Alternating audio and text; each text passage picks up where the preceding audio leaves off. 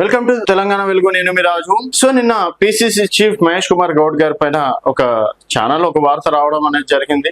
So ప్రస్తుతం PCC అధ్యక్షుడు ఏం మెయింటైన్ చేయట్లేదు, గాంధీ భవన్ అంతా అస్తవ్యస్తంగా మారిపోయింది అండ్ రాష్ట్రంలో పరిస్థితులు కూడా అంత బాగాలేవు.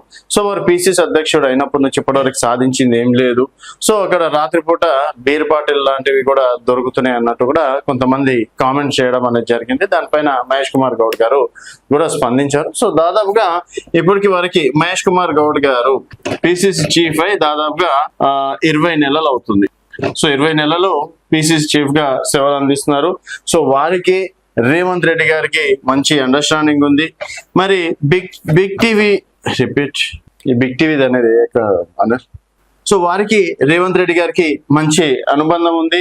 సో ఇప్పుడు కాంగ్రెస్ అధికారంలో ఉంది కాబట్టి సో పిసిసి చీఫ్ అనేటువంటి జస్ట్ కోఆర్డినేషన్ గా మెయింటైన్ చేయాలి, అంతేగాని ప్రజా ఉద్యమాలు అవన్నీ చేయలేరు. ఎందుకంటే ప్రతిపక్షంలో ఉన్న వాళ్ళు చేయాలి అధికార పార్టీ మీద. సో పిసిసి అధ్యక్షుడు ప్రస్తుతం అందరికి మధ్యలో ప్రభుత్వానికి కావచ్చు, ఇక్కడ కాంగ్రెస్ పార్టీకి కావచ్చు, రేపు పదవుల విషయంలో కావచ్చు, అన్ని విషయంలో ఒక కోఆర్డినేషన్ డిపార్ట్మెంట్ ఏ విధంగా అయితే సక్సెస్ఫుల్ గా అవుతుందో అదే విధంగా పిసిసి చీఫ్ అనే వ్యక్తి కూడా కోఆర్డినేషన్ లో సక్సెస్ఫుల్ గా అవుతున్నారు. చాలా వరకు సరే కొంతమందికి సమన్వయం చేయొచ్చు, కొంతమందికి సమన్వయం చేయకపోవచ్చు. అంత మాత్రాన వారిపైన టార్గెట్ గా ఈ విధంగా అంటే ఫెయిల్యూర్ అని చెప్పేసి కూడా చెప్పలేం. ఎందుకంటే వాయిస్ ఉంటేనే సక్సెస్ అయినట్టు, వాయిస్ లేకపోతే ఫెయిల్యూర్ అయినట్టు అనేది కూడా కాదు.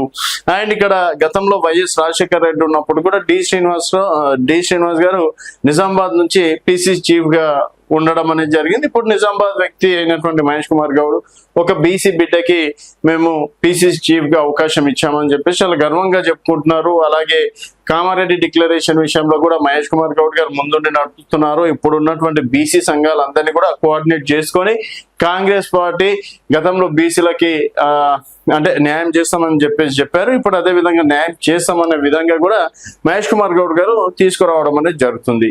సో ఇక్కడ వరకు బాగానే ఉంది. మరి ఎవరు మహేష్ కుమార్ గౌడ్ గారి పైన దుష్ప్రచారం చేపిస్తున్నారా, లేకపోతే అది వ్యక్తిగతమా, ఇంకేదైనా కారణాలా అన్న దానిపైన కూడా చూసుకున్నట్టయితే సరే పార్టీ అన్నప్పుడు ఒకరంటే పడుతుంది, ఒకరంటే పడదు. కొంతమందికి పదవులు వస్తాయి, కొంతమందికి పదవులు రాదు.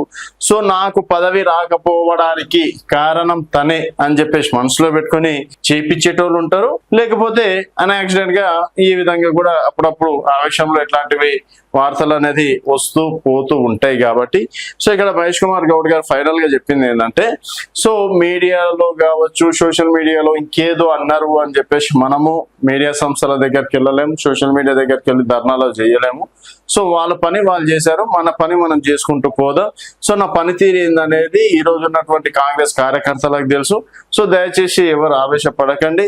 సో ప్రభుత్వానికి మనకు ఒక కోఆర్డినేషన్ ఉంది, అందరికి ఒక క్లారిటీ అయితే ఉంది. సో ఎవరు కూడా దూకుడుగా వ్యవహరించద్దు అని చెప్పేసి ఒక క్లారిటీ అనేది ఇవ్వడం అనేది జరిగింది. మరి త్వరలో పిసిసి విస్తరణ జరగబోతుంది అన్నట్టు కూడా కొంతవరకు టాక్ రావడం అనేది జరుగుతుంది.